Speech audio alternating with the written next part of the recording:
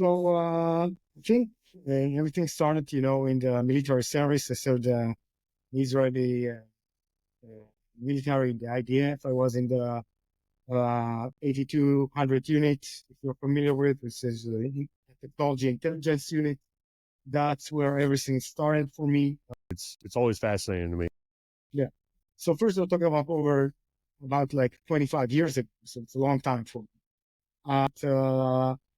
In the IDF, regardless, by the way, which unit you are, you are learning to be independent, so you are you're getting mature much faster than I think anywhere else, because you get a lot of responsibilities. Again, whether you're in the field with guns or whether, in the back office with the technology. So I think that's a great advantage for Israeli, even though, it's a mandatory service for everyone, but it also give you life experience very early. So I think, and it's well discussed in many places about why Israel is a startup nation. So a big part of it is the idea. It all changes all the time, but this is something that, give me a really, really big push in this field. Yeah, it's fascinating.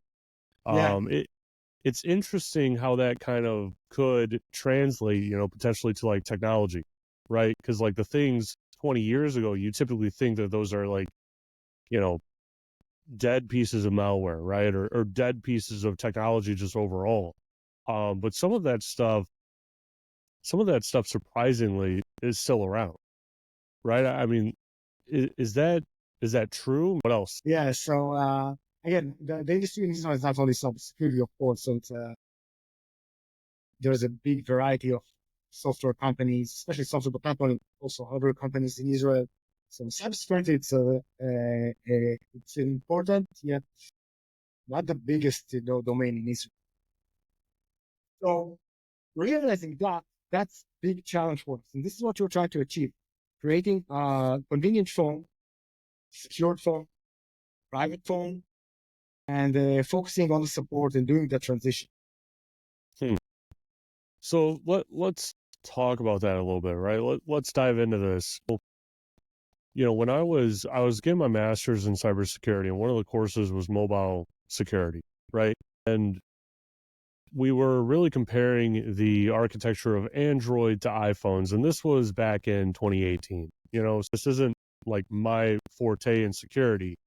For it to be that easy with Android, it kind of swayed me more heavily even towards iPhone. And the reason why I went from Android to iPhone, probably 10 years before that, right? What was because of the ease of use, right? I had a very bad experience with Android. I was downloading things from the Google Play Store that had malware on it. It had millions of downloads, right? Like the Facebook app. The Facebook app had millions of downloads or whatever it was when I had an Android. I'm downloading the Facebook app and it has malware in it, right? And this malware is like impacting my device pretty significantly. Like the performance is insanely decreased, everything about it, right? And so with that experience, and I even talked to like Android support at the time and said, how the hell is this happening? Like this has happened 3 times to me. I'm literally going to your own Play Store and downloading it. This is even before me getting into cybersecurity. And they're saying, well, you're downloading it and it has malware in it. Yeah. And there's no way to tell. And I'm sitting here like, you're Google, it's your Play Store. You don't have a way of telling if it has malware in it. So you touched so many interesting points.